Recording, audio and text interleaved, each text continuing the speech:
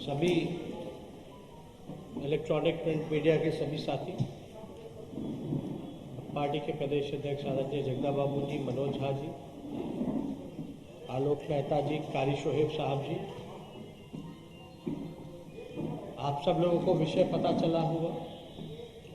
कृषि बिल को लेकर के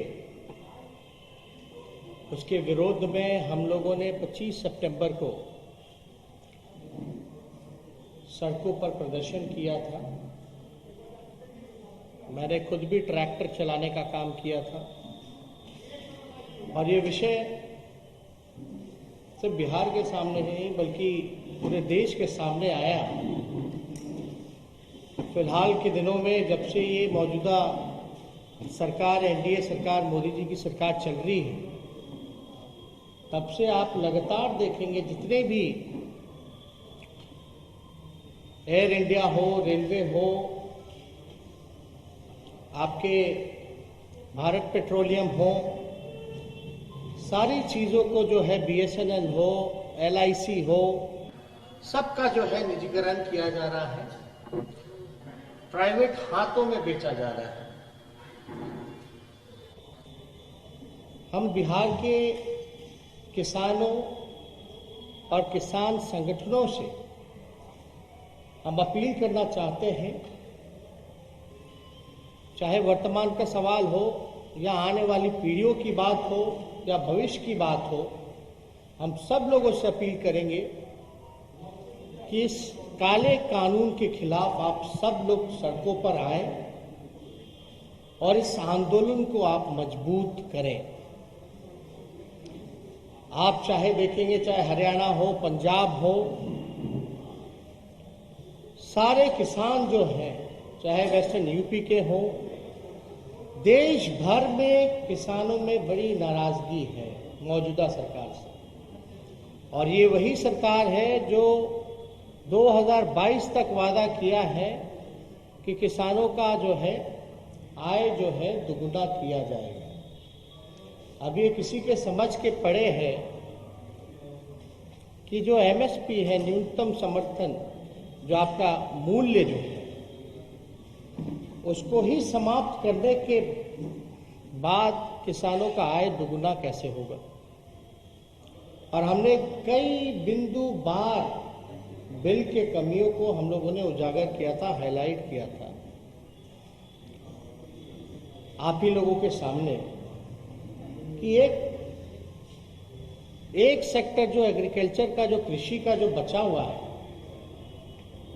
उसको भी प्राइवेट हाथों में सौंपा जा रहा है।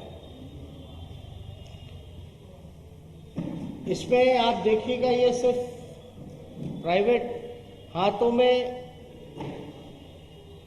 सरकार कह रही है इसलिए दिया जा रहा है कि डायरेक्ट खरीद फरोख्त उसी से करेंगे, कंपनियों से, प्राइवेट कंपनियों से।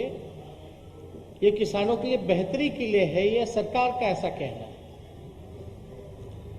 हम सब लोगों ने पिछले सारे कानूनों को देखा, चाहे नोटबंदी हो, जीएसटी हो, सारे फैसलों को हम लोगों ने देखा।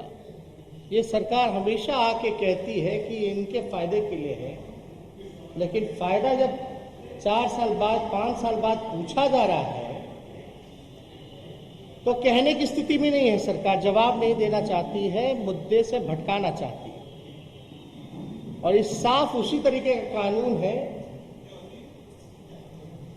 कि आपको पूरी तरीके से ठगा जा रहा है। ये किसान विरोधी बिल है, जहां सबसे बड़ा जो किसानों का जो डिमांड अगर आप देखेंगे तो वो एमएसपी को लेकर के है कि सही मूल्य जो है फसल का वो किसानों को मिलना चाहिए। बड़ी संख्या में किसानों का हम लोगों ने सुना है कि आत्महत्या कर रहे, कर्ज नहीं चुका पा रहे हैं। ऐसे स्थिति में ऐसा कानून लाना, क्योंकि देश का किसान मौजूदा सरकार के आने के बाद बेहद कमजोर हो चुका है और हमारा देश जो है पूरी तरीके से एग्रीकल्चर में सेक्टर पर डिपेंडेंट है। लगभग 70 से 80% देश का हिस्सा या बिहार का हिस्सा कृषि पे निर्भर करता है। जो अन्नदाता है, जो हमको आपको सभी लोगों का पेट पालने का काम करते हैं, जो दिन रात मेहनत करते हैं, उनके लिए ऐसा कानून बनाना जो है हम समझते हैं कि देश के खिलाफ है, हमारे किसानों के खिलाफ है। और हमने 25 सितंबर को हम लोगों ने सड़कों पर आकर के प्रदर्शन किया। अभी आप सब लोग देखते होंगे कि किसान जो है सरकार से बातचीत चल रही है। कानून बनाने से पहले एक बार परामर्श कर लेना चाहिए। सरकार ने नहीं की, सबसे बड़ी भूल। अब एक दिखावटी एक स्क्रिप्ट प्ले किया जा रहा है कि सरकार जो है किसानों के हित में है। जब सरकार कह रही है कि एमएसपी जो है न्यूनतम समर्थन मूल्य दिया जाएगा, तो लिखित तौर पे हमारे किसान भाइयों को क्यों नहीं दिया जा रहा? लिखित में क्यों नहीं दिया जा रहा? कल भी हम लोगों ने देखा कि बातचीत का दौर जो है वो चला, लेकिन किसानों ने ना तो पानी वहां का पिया, ना तो खाना खाया। और इस तरह सरकार ने व्यवहार किया। जब आप पीसफुली आप कोई आंदोलन कर रहे हैं, तो क्या क्या जो है लाठी से लेकर के, आंसू गैस से लेकर के, पानी के बौछारों से लेकर के इस आंदोलन को कमजोर रोकने की पूरी साजिश है। ये अपने ही लोग हैं किसान, जो सबका पेट पालने का काम करते हैं, उनके साथ ऐसा व्यवहार किया जाए। हम लोग सब लोग जानते हैं कि बिहार में जहां एपीएमसी का सवाल है, जो मंडियों की सवाल है, वो 2006 में ही जो है रद्द कर दिया। अभी आप देखिएगा बिहार के किसान जो है पलायन करने पर मजबूर हैं, अपने किसानी छोड़ दिया है, मजदूर बन चुके हैं। मजदूरों की ऐसी स्थिति है कि बाहर पलायन करना पड़ रहा है उनको भी बड़ी संख्या में। इसमें सुप्रीम कोर्ट का, हाई कोर्ट का, सब लोगों का फटकार आया, फिर भी ये सरकार जो है रोजगार नहीं दे पाई। अब जब मंडी जब खत्म हुआ, तो इससे किसान हमारे कमजोर चलते गए। जो मूल्य जो सही मिलना था वो नहीं मिल पा। अभी बिहार में 2 चीजों का ही एमएसपी है, 2 फसलों का। अभी धान की बात चल रही है, हम लोगों ने विधानसभा में इस बात को उठाया, पूरे विपक्ष के लोगों ने गोलबंद होकर के। अब धान की कीमत क्या है? मिनिमम जो है एमएसपी का अगर बात किया जाए तो 1850 रुपए है। कहीं भी बिहार में धान की खरीद नहीं हो रही है। माननीय मुख्यमंत्री जी साफ तौर पे झूठ बोलने का काम कर रहे हैं, गुमराह करने का काम कर रहे हैं। ये कृषि रोड मैप बना रहे हैं, लेकिन उनको तो ये भी आंकड़ा देना चाहिए बिहार के लोगों को कि आखिर कितने मूल्य पर कौन कौन सी फसलें जो है किसान जो है खरीद रहे हैं। आखिर मुख्यमंत्री इसका आंकड़ा क्यों नहीं देते? किस बात का डर है? और खुलकर के सीना चौड़ा करके माननीय मुख्यमंत्री जी जो है इस बिल का हाउस में समर्थन किया और वहां वही ले रहे हैं। किस बात की पता नहीं। हम तो उस समय भी देश की जनता को आगाह किया था कि देखो ये पहला राज्य है जहां बिहार में नीतीश कुमार जी ने एपीएमसी जो है खत्म किया, मंडी की व्यवस्था खत्म की। मान लीजिए प्राइवेट कंपनी अगर खरीदती है डायरेक्ट किसानों से, तो किसानों को कहां जाना होगा, उनका फायदा कैसे होगा? और नेगोशिएशन में अगर फंसेगी तो कितने लेवल पर उनको जाना होगा। और अपने देश में ऐसा तो है नहीं कि भ्रष्टाचार जो है मुक्त देश हो गया है। वकील भी रखना पड़ेगा, कोर्ट भी जाना पड़ेगा, अधिकारी के पास भी चक्कर काटने पड़ेंगे। कंपनी वालों को तो कुछ नहीं करना पड़ेगा। तो इस हिसाब से तो किसानों के लिए तो कोई व्यवस्था ही नहीं की गई है इस बिल में। और आप तो देखेंगे बीजेपी की बड़ी सहयोगी, सबसे लंबे दौर से जो सहयोगी दल रही अकाली दल, उनके भी एक मंत्री जब केंद्र में मंत्री थे, अभी बिल आने से पहले ही इस्तीफा हुआ।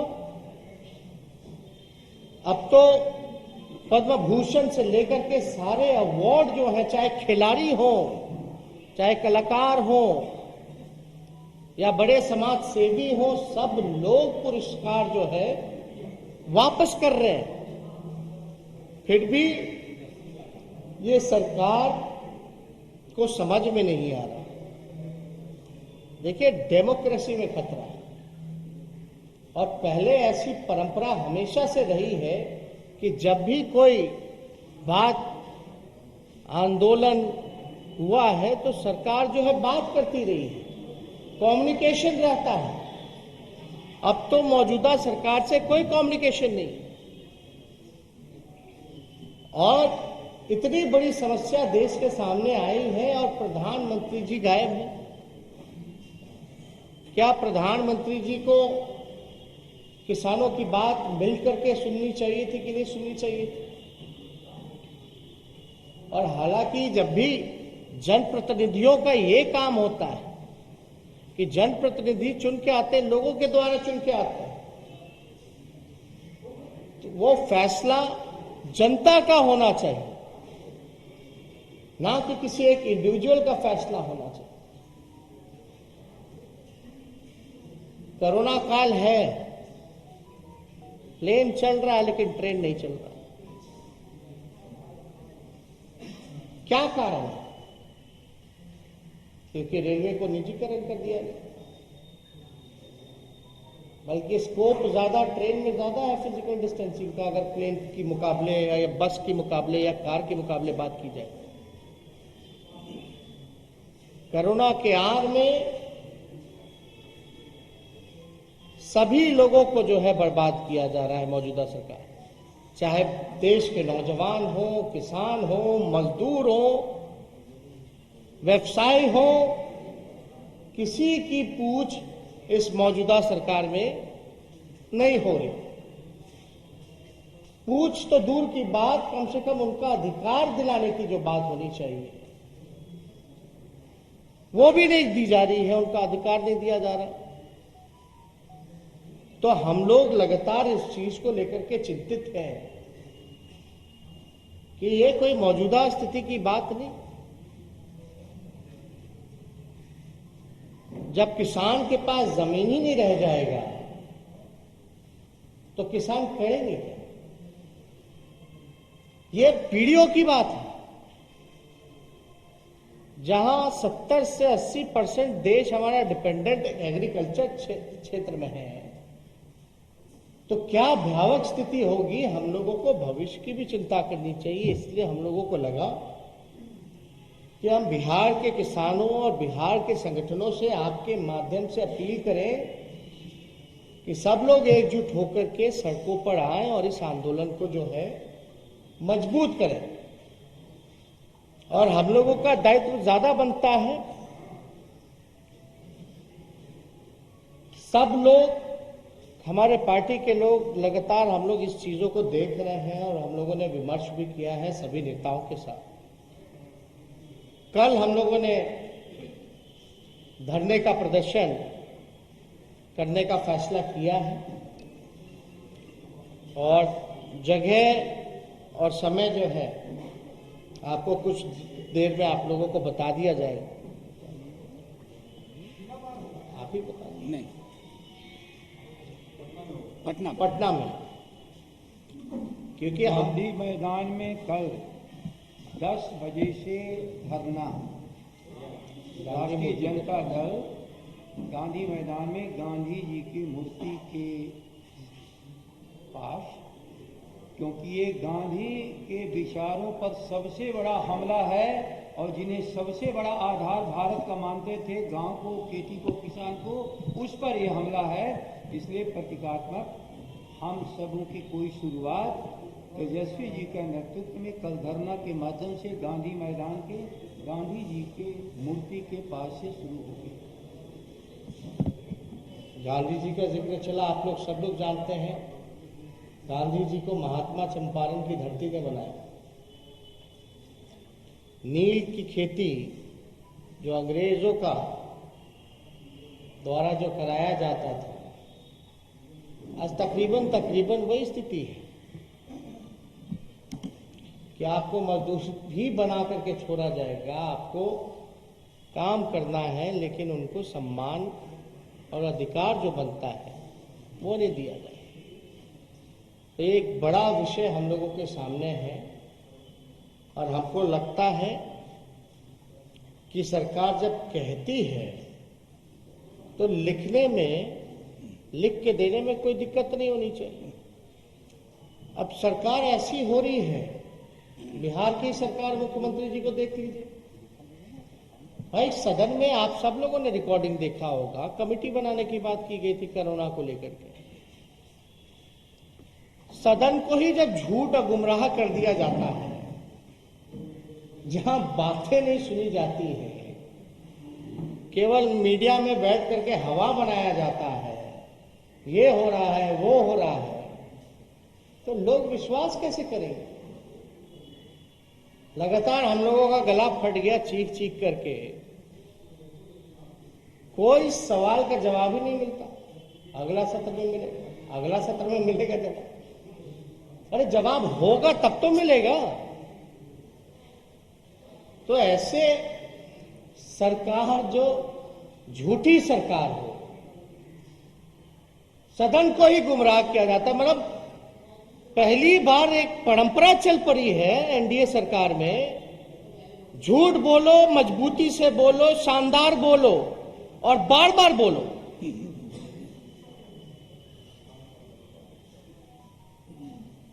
जमीनी स्थिति क्या है, हकीकत क्या है? जो अधिकारी दिया उसको पढ़ करके बोल दिया गया, मास्क मत लगाओ, ये मत लगाओ, वो मत लगाओ, फिर बोलते हमने तो बोला ही नहीं, जो दिया वो पढ़ लिया। वही काम हो रहा है। आप किसके लिए? आप देश की जनता के लिए हैं, बिहार की जनता के लिए हैं। जब बिहार की जनता परेशान है तो आप उस पर लाठीचार्ज करवाते हैं, किसानों पर, नौजवानों पर। तो इन सारी चीजों को देखते हुए हम लोगों को लगा कि आप लोगों को बुला करके इसका जिक्र हम सब लोगों को करना चाहिए। और कोई सवाल अगर होगा इससे रिलेटेड तो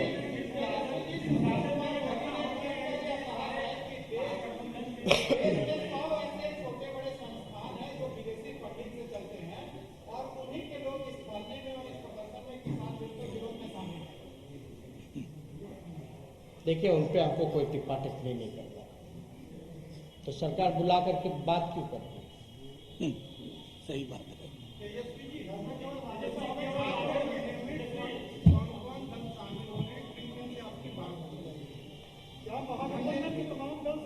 नहीं, हम लोग शामिल थे।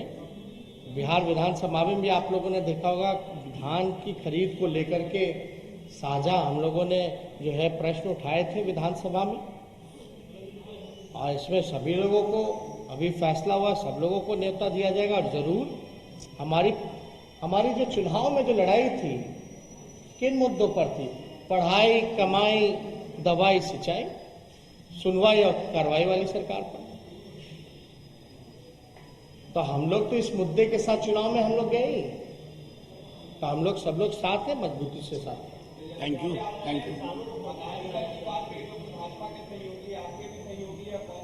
पंजाब के मुख्यमंत्री का कल बयान आता है कि इस बिल के जरिए एंटी नेशनल गतिविधि को पंजाब में बढ़ावा दिया जा सकता है। कैसे देखते हैं? ऐसा नहीं कहा, ऐसा नहीं कहा। देखिए, हमने एक तो बयान सुना नहीं और कोई चीज़ बिना सुने हुए, देखे हुए, बिना जांचे हुए कोई प्रक्रिया देना ठीक नहीं है। Thank you.